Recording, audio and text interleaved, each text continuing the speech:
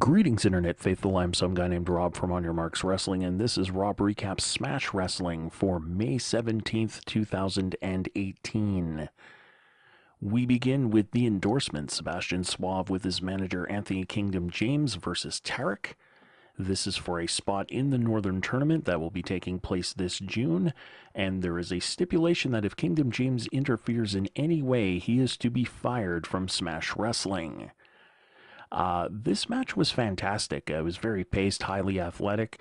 There were no rest holds going into the first commercial break, and coming out of the first commercial break, there were also no rest holds. Both guys were selling very, very well. They were slowing down their offense. They were slower to get up, slower to set up their moves. And although the offense itself got slower, it got a lot more high impact. There was a great single leg flapjack onto the ring apron by Tarek. Also, Tarek hit a beautiful slingshot elbow to the back of the neck of Sebastian Suave. Tarek went for a top rope spot, was caught, and transitioned into a beautiful overhead belly to belly suplex by Suave on Tarek, which was fantastic. From there, it went into trading some really hard forearm shots and chops. And then it got into a spot where Suave did a little bit of a no-sell before a really nice exchange of strikes. Suave catches Tarek off the top rope into a flatliner and then into a really cool modified crucifix submission. I don't think they told us exactly what it was. The camera angle was a little hard to get a lot of detail on it. So the best that I can do is it's kind of a modified crucifix submission. Tarek does come back after breaking that hold with a detonation kick for a near fall. The pacing of the match picks up somewhat as it's a series of trading roll-ups on each other. Suave and Tarek kind of trade roll-ups and counters and reversals, and everything is a near fall. So one roll-up is kicked out of and then reversed into something else and countered with another, etc., etc. Tarek goes for a backpack stunner, but it gets turned into a sleeper. While Tarek is escaping the sleeper, there is a ref bump, which sends the ref to the outside. Kingdom James does come into the ring to interfere and beat down on Tarek before waking up the ref and kind of throwing the ref back into the ring, which does cost Tarek the match.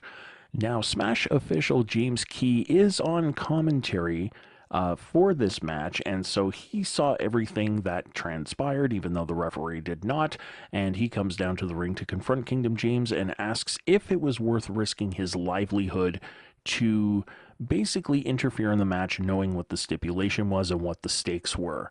We go into another commercial break. This, by the way, is the third commercial break. No rest holds in this match.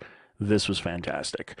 We come back from the commercial break. James is saying that it was worth it and that no price is too high to make sure that his client is successful, especially in the Northern Tournament. James also is saying because the ref saw nothing, there's no real official proof of what went down. James Key replies that he had every intention of firing Kingdom James when he came down to the ring. However, he's feeling in an especially generous and giving mood. So rather than firing Kingdom James, he decides to grant a match between Tarek and Kingdom James at the Northern Tournament. The crowd really enjoys this. Kingdom James gets on the mic saying that he's not going to beg for mercy. He's not going to back down in any way, but he's going to prove something, and he accepts the match. We then move into a look at actually what the matches are for the Northern Tournament, including some very interesting intergender matches, which is kind of cool. I can't wait to see how that turns out. Should be interesting. And as this is only a 1 hour show, we move directly into our second and final match of the night, which is Teddy Hart, Brent Banks, and Carter Mason versus the tag team champions, the Well-Oiled Machines and Tyson Ducks. It starts off with Tyson Dukes. I mistook that. I'm reading my notes and trying to remember. So my apologies to Mr. Dukes out there and to all of his fans. That's on me. The match does start off with Mason and Dukes. There's a really great wrist lock lift by Dukes on Mason. Both men tag out after some back and forth action. Brent Banks comes in, has a great standing drop kick to one half of the Well-Oiled Machines, Mike Rollins. Teddy Hart tags in, as does Braxton Sutter, who you would recognize from Impact Wrestling with his sort of most recent storyline in Impact involving Su Yung and Ali. Hart does a reverse boot choke, or I should say, Hart is in the corner, and he's being choked with Sutter's boot in the corner. Hart reverses it into a really interesting leg lock submission. And from here, we go into a lot of quick tags, a lot of back and forth offense leading into the first commercial break. Now, one observation I do have about this match is that Teddy Hart looks very bored in this match. Even after hitting a really cool springboard moonsault onto both of the well-oiled machines, he's very slow to get up. He's just sort of looking around like, okay, what do you guys want me to do now? Should I come in? Should I come out? You guys want me to continue? Maybe I'll continue. Maybe I won't. Everybody in the match looks like they're really into it except Hart, almost like being in Smash Wrestling is somehow beneath him. I hope that's not the case because he's a really talented performer. Rollins gets worked over for the latter part of this match, gets isolated by Mason, Banks, and Hart. Eventually, there is the hot tag to Sutter. The obligatory six-man brawl spot happens almost instantaneously, but it does turn into some really cool spots. There's a double Death Valley driver spot that almost immediately follows a spot where Sutter kicks Teddy Hart into Carter Mason, and it turns into a thing where Teddy Hart ends up giving a Canadian destroyer to Mason.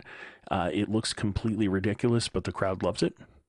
Right about here, the lights in the venue keep going off, and I was thinking that it was actually going to be like a run-in because they had mentioned something about Tyson Dukes trying to rally the troops against Malice, the faction that's in Smash Wrestling. I thought it was going to be a run-in by them. As it turns out, they were taping this during an ice storm, and the venue was actually losing power, so they were going from like regular ring lights to emergency lights, and then back again. So the lights flickered on and off several times, which was it's amazing. I give full credit to the performers here. They just kept going as if it was all part of the show. Eventually, the well-oiled machines and Tyson Dukes win after the oil change, which is Braxton Sutter puts the opponent into a Boston Crab, and we get a top rope stomp from Mike Rollins onto the back of the opponent, and then they flip him over for a sort of a rollover cradle, and they pick up the 3 count there. Overall, I have to say I found the show to be incredibly entertaining.